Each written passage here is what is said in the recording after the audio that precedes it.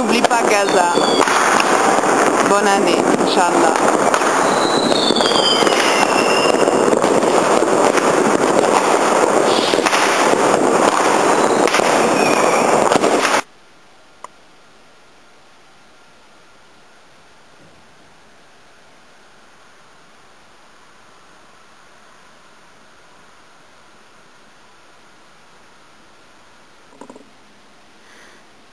Bonsoir, comment allez-vous? J'espère que vous avez passé une belle soirée du 31 décembre 2008 et que vous êtes tous arrivés en 2009. Afin que vous sachiez tout de suite de quoi j'ai envie de parler, je partage avec vous une photo qu'un ami très important a prise en 2000. Vous pouvez le voir là. Puisque je suppose qu'il suit mes vidéos, je me permets de lui faire un grand coucou. C'est pas un DZ YouTuber, c'est un Allemand qui travaille depuis 30 ans en Palestine et en Syrie et en Égypte dans l'humanitaire. Et comment commencer? C'est très difficile pour moi de trouver les mots que je cherche et j'avais réfléchi si je fais cette vidéo en anglais, mais bon, dans le monde des aides YouTube, tout ce qui est en anglais semble venir de Londres et puis je viens pas de Londres, donc enfin, anyway, ce que j'essaye de dire demande une certaine sensibilité, chose que je ne possède pas forcément. Ça se montre depuis quelques mois. Je ne suis pas quelqu'un qui se casse la tête pour trouver des mots diplomates ou quelque chose comme ça. J'aime bien dire directement ce que je ressens et ce que je pense. Et concernant la Palestine, surtout en voyant ce qui se passe depuis 10 jours environ, je ne suis pas du tout d'accord avec ce qui se passe.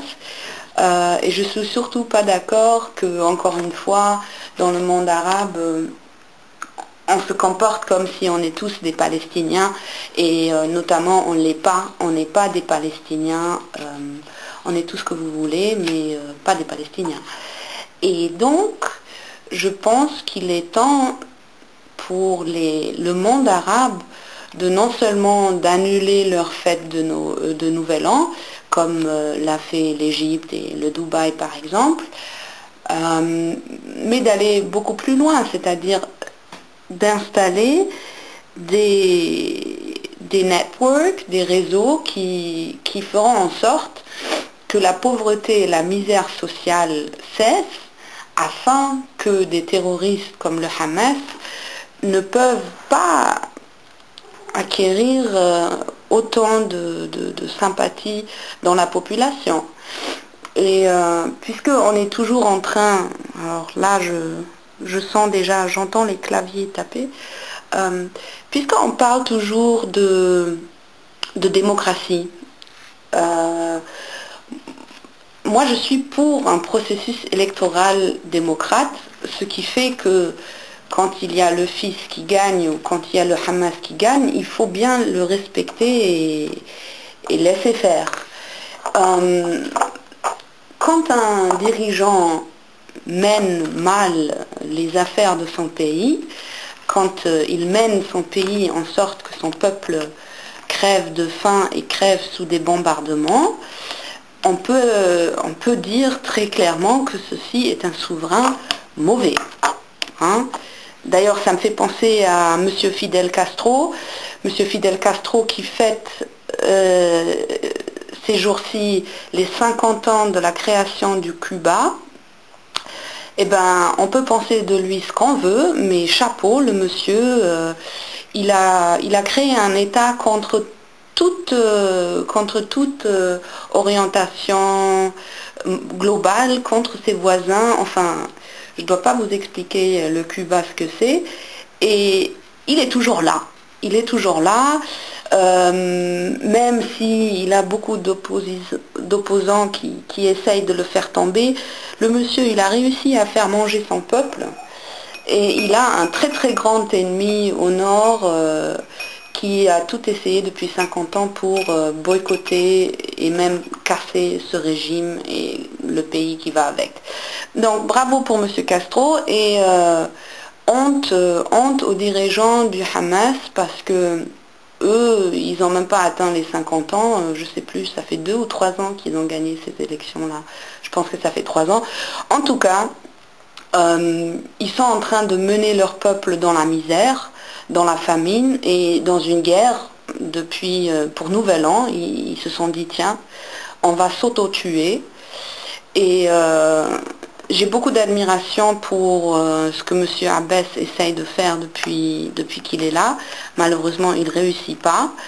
Je suis très triste de voir sur des aides YouTube qu'il y a plein de vidéos pro-palestiniens qui se sont faits les dernières 2 semaines, on va dire.